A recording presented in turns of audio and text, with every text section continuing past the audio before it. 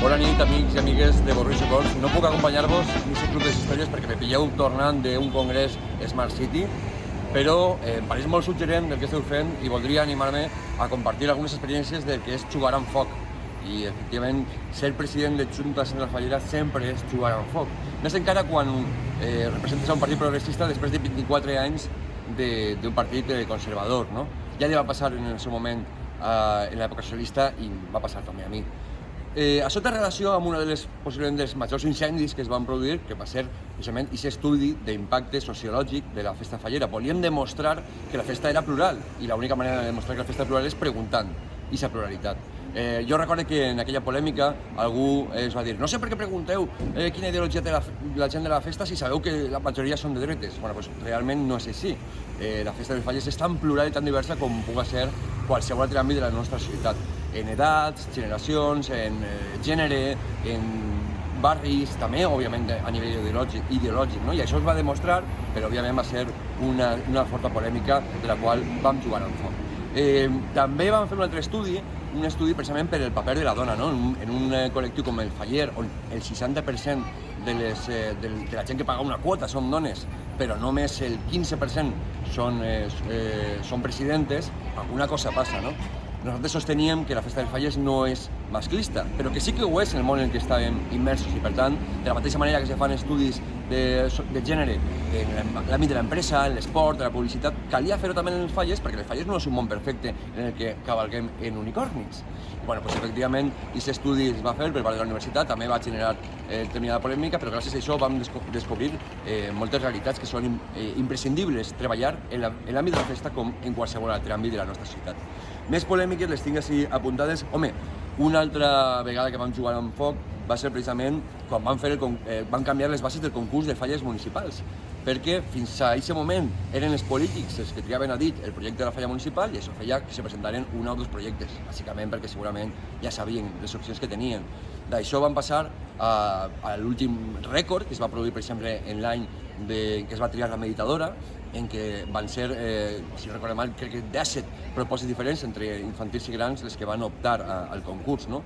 I això va donar de fruits, per exemple, falles com col·laboracions com la d'Ocuda, no? Que van aconseguir no només un gran impacte internacional, sinó que també crear un diàleg molt xulo, molt guai, entre els museus, en aquest cas el Centre del Carme, i la plaça de l'Ajuntament, i que molts artistes multidisciplinars volgueren col·laborar amb artistes fallers, de manera que poguérem enriquir aquest món, a banda per cert de que augmentarem també la dotació econòmica. També jugarem amb foc, també tinguem polèmica al respecte.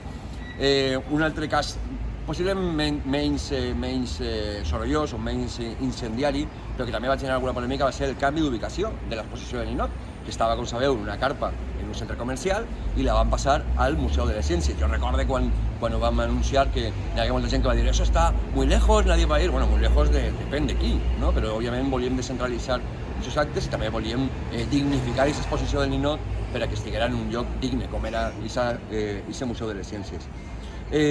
No vull deixar-me tampoc un altre incendi, que era el banc de falles, no?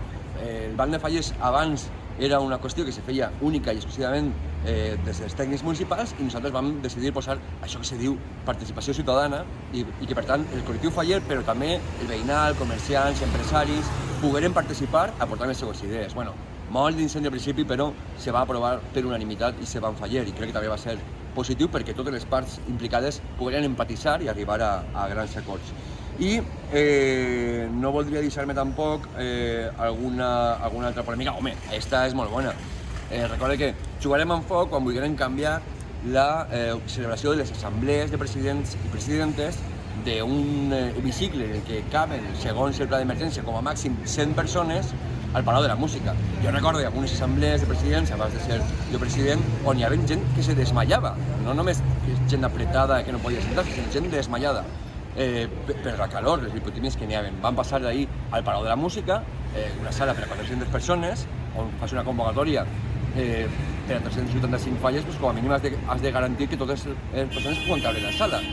A una sala amb refrigeració, amb pantalles, molt còmode, però a pesar d'això encara tinguem un plante per part de determinats presidents que volgueren quedar-se a la porta per a simplificar, evidenciar el seu disgust, no?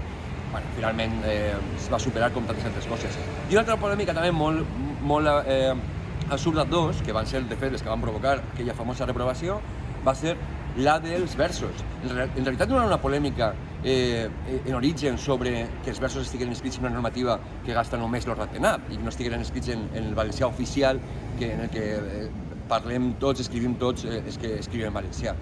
La polèmica origen era perquè volíem que en comptes de fer uns poemes, la Fallera Major tinguera paraula i poguera parlar en un saluda en aquest llibre de festes, no? En el llibre faller de cada any. I aquest va ser el motiu original de la polèmica. Després també allò de les faldes, que precisament el que van fer és traure a la llum aquells vells documents de protocol que havien estat funcionant durant molts anys, com després vam demostrar, perquè es van fer una publicació, no? En un exercici de transparència d'aquests documents que havien existit en el passat, però als treure-los se'ls va tirar en contra perquè van assumir que era una cosa novedosa, no? Quan no ho era. Bueno, doncs finalment ja sabeu com va acabar aquesta història. I podríem treure molts més, n'hi ha altres vegades que hem jugat amb foc i d'entrada no n'hi ha hagut tanta polèmica, no? Com el tema, per exemple, de donar-li major protagonisme als infantils, tant als presidents infantils com, per exemple, que han sigut nomenats en l'ofrena o començaven també a poder participar dels intercanvis de fotografies dels fallers majors infantils, o el propi fet que la fallera major infantil també participara de la crida i que fera també el seu discurs perquè pensem que els infantils no són només el futur, sinó que també són el present i per tant calia fer-los partícips. D'estes ne tenim moltes, la veritat és que n'hi ha que atrevir-se a jugar amb foc, perquè és cert que quan jugues amb foc te pots cremar, però només innovant, només arriscant, realment és com una festa avança, no? I crec que la festa dels falles necessita d'obrir portes, obrir finestres, refrescar-se i modernitzar-se, perquè és només les tradicions que se renoven, són aquelles que sobreviuen, no? Això és darwinisme pur que aplicat a la festa dels falles vindria a passar per jugar amb foc, que sempre és difícil, però crec que és molt necessari.